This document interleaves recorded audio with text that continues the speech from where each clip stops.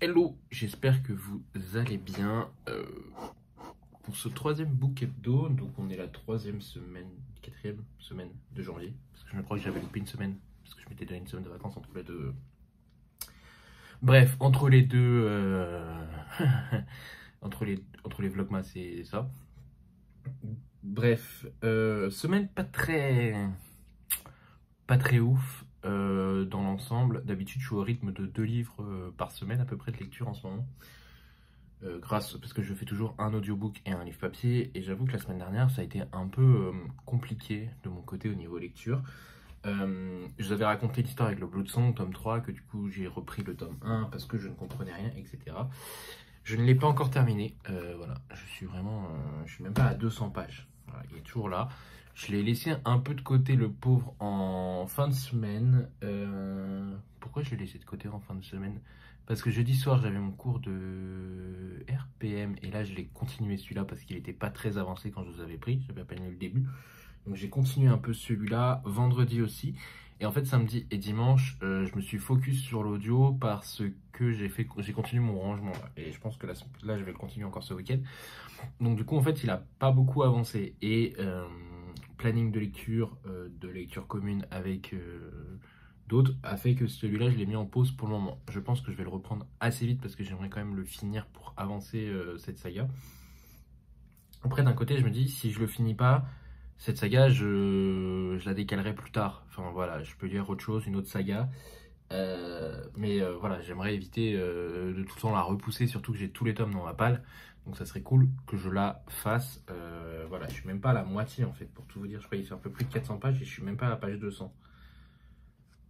Ouais, c'est ça, il a l'air de faire 440 pages. Donc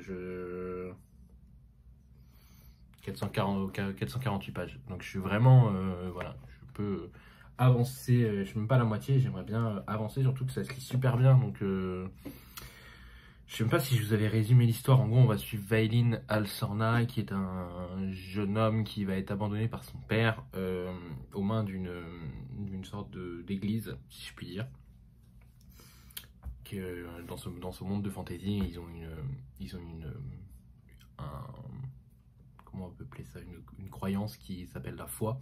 Et la foi, elle est séparée en plusieurs églises. Vous avez plusieurs ordres. Et lui, il est abandonné au 6e ordre, c'est les guerriers. Donc il va être formé par ce 6e ordre. Évidemment, ce 6e ordre impose d'abandonner, une fois que l'enfant a été abandonné par ses parents ici, il n'a plus de famille, sa seule famille est l'ordre et le 6e ordre. Donc il va être formé à ça, et dans ce contexte-là, donc on va suivre tout son parcours. Et en fait, c'est le coup du héros qui raconte sa vie quand il est en prison. En gros, au tout début, on commence, Vaylin Al-Sorna a été capturé, et il raconte sa vie, je sais pas comment on peut dire ça, son huissier, je sais pas ce que c'est. Bref, il raconte sa vie, et le gars écrit l'autobiographie de Vaylin Al-Sorna. En gros, voilà, on est dans cette histoire-là. J'aime beaucoup. On a l'Empire du Vampire qui fait ça, on a l'Empire du Silence qui fait ça aussi. Donc moi j'aime beaucoup ce genre de choses, donc à voir ce que ça va donner. Je sais qu'ils sont disponibles en audio. J'hésite à me le procurer pour du coup avancer. Je sais pas encore. On verra à ce moment-là comment ça avancera au niveau de mes lectures, sachant que j'ai déjà un nouvel audio qui est prêt parce que j'ai terminé celui que je faisais en audio actuellement. Donc celui que je faisais en audio avant de vous quitter, c'était le Hunger Games, la balade du serpent et de l'oiseau chanteur de Suzanne Collins aux éditions Pekaji. C'est le préquel à la saga Hunger Games que je vous avais montré en intégrale. Je l'ai fini hier matin, très tôt, ou hier soir très tard. J'ai fait une énorme insomnie entre la nuit de lundi à mardi. Donc du coup, ça m'a permis d'avancer un max ce titre, sachant que je l'avais déjà plutôt bien avancé samedi et dimanche. Voilà, je l'avais plutôt très bien avancé ce titre, et là je l'ai vraiment encore plus avancé lundi soir du coup. Dans ce titre, on va suivre les 10e Hunger Games, donc c'est 60 ans avant, 64 ans avant. On arrive avec le personnage de Snow, donc qui est le président dans les Hunger Games classiques. enfin la trilogie de base, et en gros on va suivre ce personnage et on va suivre son évolution, comment il a pu devenir le Snow qu'on rencontre aujourd'hui. C'est un peu ce qui nous avait été vendu quand j'avais été voir le film avec des amis. J'avais été très déçu de ce film euh, parce que c'était pas ce que j'attendais. Donc en gros, ce qui est arrivé quand je suis arrivé ici, je savais à quoi m'attendre et en fait, je trouve que ce qui se passe dans le film va trop vite sur ce que on met dans le livre en place. C'est souvent le cas, vous allez me dire, mais là, en fait, Coriolanus Snow a une vraie évolution dans le livre, qu'il a aussi dans le film, mais je trouve qu'elle est beaucoup plus progressive dans ce titre, et ce qui donne plus de compréhension, parce qu'il y a des moments dans le livre, dans le film, ça va très vite, et ils ont voulu incorporer des choses aussi dans le film pour faire aller plus vite les choses, et j'ai pas compris, dans le bouquin c'est très bien fait, il n'y a pas ces choses-là, et c'est très fluide, et voilà, je trouve que pour moi c'est la meilleure chose à faire au niveau de ce titre des Hunger Games. Voilà, donc j'ai bien plus préféré ce titre. J'ai même préféré ce titre au troisième livre de la saga Hunger Games.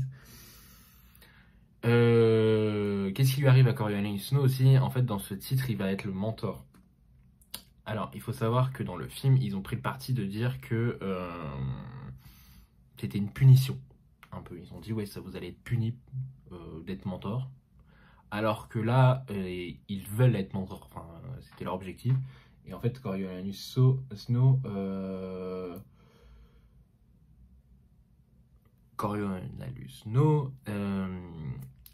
il se fait punir parce que, pour lui, il subit une punition parce qu'il devient le mentor de Lucy Gray Bird, qui est la fille du district 12. Voilà, donc pour lui c'est la punition parce que c'est le pire district, c'est la pire chose qu'il pouvait avoir et il va devoir faire en sorte de l'aider, de la faire gagner au maximum. Bref, voilà, à ce niveau-là, ce que je peux en dire sur le Hunger Games tome préquel. Ensuite, je reviens. Oh, désolé, j'ai été coupé. Ensuite, du coup, j'ai commencé lundi. Non, même pas, hier matin, plutôt. On va être franc avec vous. Je devais commencer lundi, mais j'ai commencé hier matin. Parce que j'ai focus ça lundi. Le dernier bouquin secret de Sanderson qui s'appelle L'Ensoleillé aux éditions Le Livre de Poche. Et bah, Sanderson est peut-être productif au niveau de la plume, mais sortir 4 livres en un an, c'est peut-être pas fait pour lui aussi. J'ai lu 100 pages à peu près. Je comprends rien. Je comprends rien. On en parlait avec Lily ce matin. Elle me disait, mais comment c'est possible? Moi, je suis perdu, je comprends rien. Il y a trop de références au cauchemar, on est perdu et tout. Et moi, je suis en mode, je comprends rien à ce qui se passe. Il y a trop de blabla, trop de trucs sortis. Il n'y a pas une explication claire. Comparé au tome d'avant, Yumi, le peintre de cauchemar, où les 100 premières pages, on est perdu parce que le gars, il nous balance 20 000 infos sur son univers. Là, il te balance rien, il te lâche dans le truc, il te paume, il t'explique rien. Il y a beaucoup de verbeux dans ces scènes d'action, donc du coup, tu n'arrives pas à visualiser les scènes d'action. J'ai en mode, mais Sanderson, qu'est-ce que t'as fait? Enfin, pourquoi? Donc, je vais continuer un peu. Ce que je disais à Lully ce matin, c'est que moi, je m'applique cette année la règle des 50%. Parce que avec le sport, j'ai énormément réduit mon temps de lecture. Et donc, du coup, je n'ai plus le temps de me forcer à lire un livre qui ne me plaît pas. Donc c'est-à-dire que si à 50% j'arrive au titre et que je me fais suer, pour être poli, c'est Laurent qui utilise cette expression, du coup ça me revient, et que je me fais suer en lisant le titre, on arrête quoi. Donc voilà, là je suis à 17% d'après Livre Addict, donc il me reste encore 33% pour vraiment m'imprégner de l'univers. On lit en lecture commune avec Lully, Caro et Cathy, je crois, qui s'est rajouté dans la conversation. Voilà, à voir ce que ça va donner sur les 33% qui restent, parce que clairement, là, ça le fait pas actuellement. Pour moi, ça ne le fait pas du tout. L'ensoleillé, on va suivre Nomade. De ce que j'ai compris, Nomade, il fuit de planète en planète. Quelque chose. Ils appellent ça, comment ils l'appellent? Je crois que c'est écrit dans le résumé.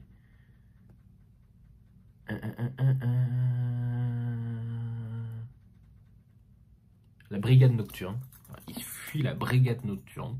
Je sais pas ce que c'est, mais il fuit la brigade nocturne. Il passe de planète en planète. Voilà. Il a un truc, il a besoin d'énergie pour passer de planète en planète. Il a un bracelet qui, du coup, lui dit son niveau d'énergie et qui lui donne ces pouvoirs-là. Et il arrive sur la planète et il se fait capturer.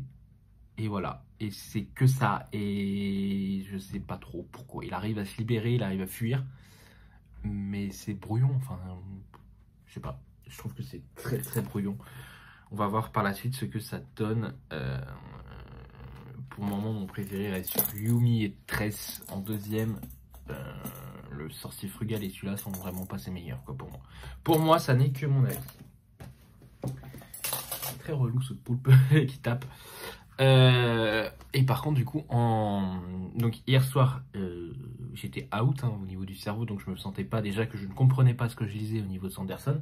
Alors en plus, avec la fatigue et tout de la fin de journée, en n'ayant pas dormi, je me suis dit, tu peux pas te lancer dedans, tu vas juste gâcher encore plus la lecture et ça va juste précipiter sa chute. Donc je lui ai donné un temps de repos. Je me suis dit ce soir, vous savez, comme je vous dis souvent, en audiobook, j'aime bien commencer le livre en papier pour me mettre les personnages, la situation, etc. en tête, et après je peux y retourner. Donc en audiobook, donc hier soir, j'ai fait en papier, mais que je prépare pour mon audiobook de ce soir, en gros, enfin de ma semaine, quoi. J'ai fait La Vallée de Bernard Minier aux éditions Pocket. Dans ce titre, qui est le tome 6 de la série Servaz, du coup on retrouve notre Martin Servaz qui, suite à ce qui s'est passé dans le tome précédent Sœur, est en arrêt forcé. Voilà, on l'a mis sur la touche. Et il va être, là où j'en suis, il va être appelé dans la nuit par un personnage qu'on connaît depuis quelques tomes, et ça va l'amener à aller dans une vallée, à aller dans la vallée. Ça me fait très rire parce qu'à chaque fois que je lis le titre La Vallée, j'ai la tribu de Dana en tête. Donc il va être amené à aller à cette vallée et il va se passer certaines choses, surtout qu'on commence le titre avec comment on peut dire ça, le premier meurtre d'un homme qui est retrouvé gelé, nu, complètement, comment dire ça, poliment, éventré. Ouais, éventré, ça serait pas mal. Et on lui a fait genre, en fait, on l'a éventré de manière à faire en sorte après de le recoudre pour faire genre qu'il était une femme enceinte avec la glace. Bon, voilà, un homme, hein, je précise, c'est un homme, et on lui a mis un poupon dans le ventre pour faire comme s'il était une femme enceinte. Voilà, donc Bernard Minier, il a toujours un petit peu de glauquitude, hein, voilà, dans c'est son écrit. Par contre, pour ce qui est de... Comment dire? Je réfléchis. Oui, donc pour ce qui est de l'affect à Servaz, c'est toujours, voilà, je rentre à la maison. Et en fait, hier, je me faisais la réflexion que c'est dingue parce que j'ai commencé Charcot en même temps que Servaz, que j'ai détesté Glacé, que j'ai adoré Train d'enfer pour Ange Rouge, mais qu'aujourd'hui, après avoir lu Deuil de miel 1991, et après avoir lu du coup Le Cercle, Sœur Nuit, il y en a un autre qui me manque, Sœur Nuit, N'éteins pas la lumière, et ben je préfère clairement la plume de Bernard Minier et son personnage de Servaz. J'arrive pas avec Charcot, même avec Lucie et Nebel, là le dernier titre, ça a été un peu Missy Mirez, hein, j'avais beaucoup aimé l'enquête dans le Lucie Nebel, mais j'avais beaucoup moins apprécié le traitement du personnage de Lucie Nebel. Je vais continuer à avancer. Là, je vais rentrer dans la saga Charcot et Nebel, donc je vais continuer un peu pour voir où ça va mener. Mais clairement, pour le moment, j'ai une préférence pour Martin Servaz. Donc, comme quoi, ne pas se référer qu'à un seul titre. C'est vrai que Glacé était pas dingue. Après, là, ce qui me fait bizarre, c'est que du coup, il me reste Chasse de Servaz et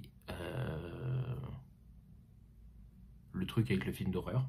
Donc, il me reste 2 titres après celui-là. Mais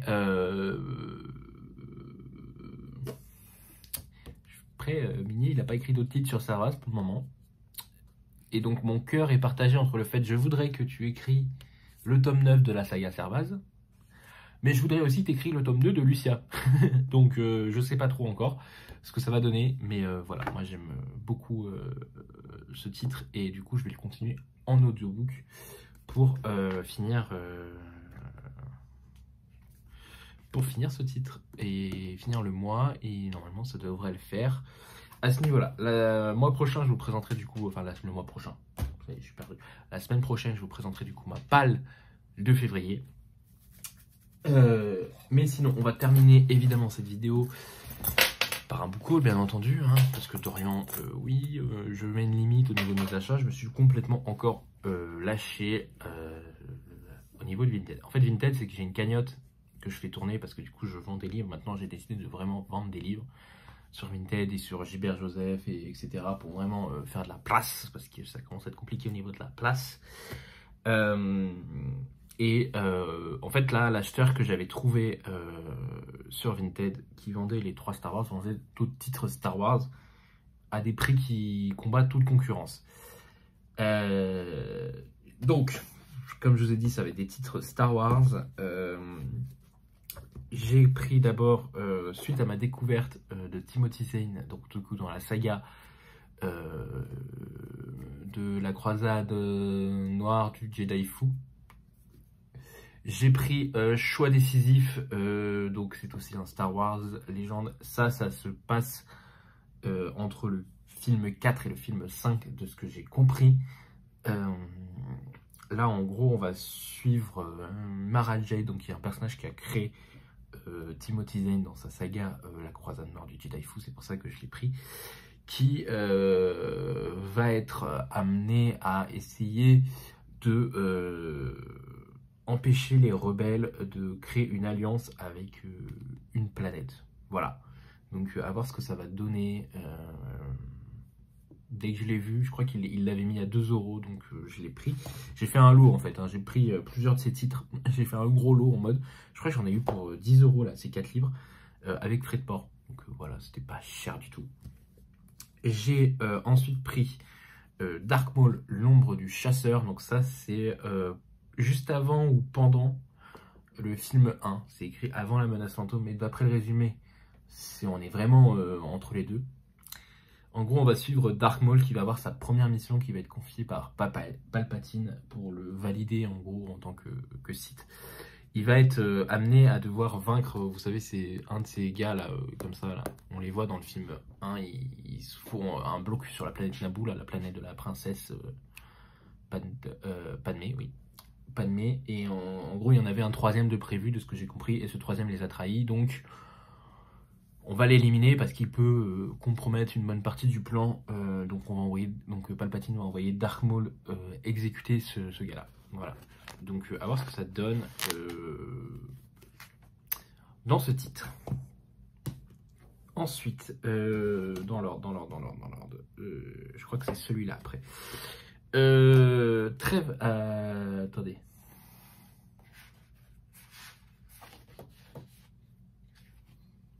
Ils mettent pas les années, c'est très perturbant. Bref. Alors c'est un grand format, j'étais choqué parce que je pensais que c'était aussi un poche, mais non, c'était un grand format, donc c'est la guerre des étoiles, donc c'est Star Wars, hein, Trêve à Bakura. C'est un titre qui se passe juste après les événements du film 6. Donc l'Empire a été vaincu, et en fait au moment où l'Empereur est mort, il a lancé un ordre dans la Force qui fait que les planètes de l'Empire se font envahir par des monstres. Et donc à Bakura, l'Empire, qui est toujours vivant malgré la chute de l'Empereur, et les rebelles, donc qui sont devenus l'Alliance République, vont s'allier pour vaincre ces monstres. Voilà. Donc à voir ce que ça donnera. Et c'est de Cathy Thiers. Ah oui, là je vous ai pas dit, c'est de Michael Reeves. Et enfin, celui-là c'est bien après la trilogie que j'ai lue. Il se trouve en fait entre les deux titres qui parlent de Throne là, avec l'Alliance Rebelle. Pour vous dire, la croisade noire du Jedi Fu c'est en 9. Le deuxième avec Throne c'est en an 19. Et celui-là je l'ai pris parce que vraiment, du coup il le vendait vraiment pas cher. C'est l'étoile de cristal, donc de Vonda Making. Je crois qu'il le vendait à même pas 1 euro parce que là il est abîmé. Il a abîmé, il a le dos cassé. Bon, il est assez vieux, hein. Il était vendu 4,88 €. Pour vous dire à quel point il est vieux. Édition de quand elle date celle-là?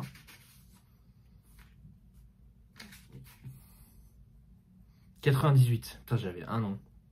Ah non, 2000. C'est écrit 4... Ah non. 98 récupéré par Pocket pour la... Et 2000 pour la présente édition. Donc c'est en 2000 pour la présente édition. C'est l'étoile de cristal et je ne sais même pas de quoi il parle pour vous dire. Je l'ai pris mais vraiment pour dire que... En fait mon objectif ça serait de me dire que jusqu'à en 19, je me procure tous les titres entre le 6 et en 19. Voilà. Comme ça j'ai vraiment toute une partie de la saga. Donc voilà. L'étoile de cristal, je sais pas de quoi ça parle. Je crois qu'il y a une histoire de kidnapping des enfants de Leia qu'on apprend à la naissance dans la trilogie de la croisade noire du Jedi Fu. Et du coup, Luke et tout le monde va essayer de les récupérer, évidemment. Voilà. Bon, c'est du Star Wars, c'est pas forcément ce qui vous intéresse le plus, mais moi je me suis tapé un petit kiff. Je les cherche sur Vinted pour vraiment économiser.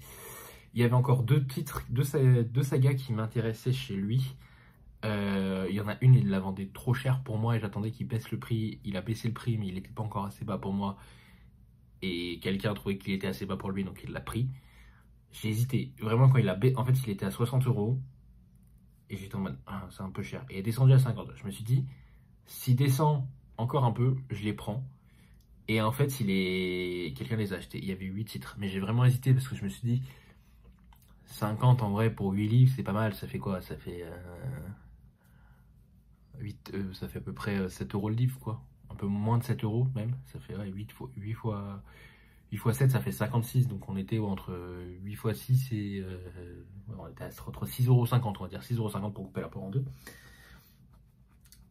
Donc voilà, moi j'ai hésité à le prendre ce pack, mais quelqu'un l'a pris et il y a un autre pack du coup qui m'intéresse de chez lui et je l'ai pas pris tout de suite parce que je me dis que j'en ai beaucoup à lire et en fait c'est un pack qui m'intéresse mais je sais pas l'intérêt en mode il faut à tout prix que je l'achète quoi.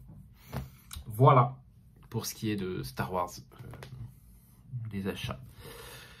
Du coup ça fait que j'ai acheté beaucoup donc j'ai pas écouté ma consigne là d'acheter moins. Donc je pense que les mois d'après je vais essayer d'être plus sage, plus raisonnable. J'ai fait pas mal d'occasions quand même, j'ai acheté pas mal d'occasions. Là j'ai recommandé un colis sur Vinted mais c'est des graphiques donc ça ne rentre pas dans la palle. Mais j'ai fait beaucoup plus d'occasions et beaucoup moins d'achats papier de mon côté et donc je suis plutôt content de moi sur ça. Je sais que j'ai au moins deux titres qui m'attendent à la librairie chez qui je vais habituellement. Donc voilà, là le problème comme je vous dis c'est que j'ai l'impression d'avoir lu beaucoup parce que j'ai lu en tout la saga Hunger Games, donc ça fait 4. L'été d'avant ça fait 5. J'ai pas lu d'autres titres. J'ai lu d'autres titres quand même. L'été d'avant. Le Jennifer à l'armoire trou, donc ça fait 6 titres. Mais en fait j'en ai lu que 4 parce que du coup le Hunger Games ça compte que pour 1.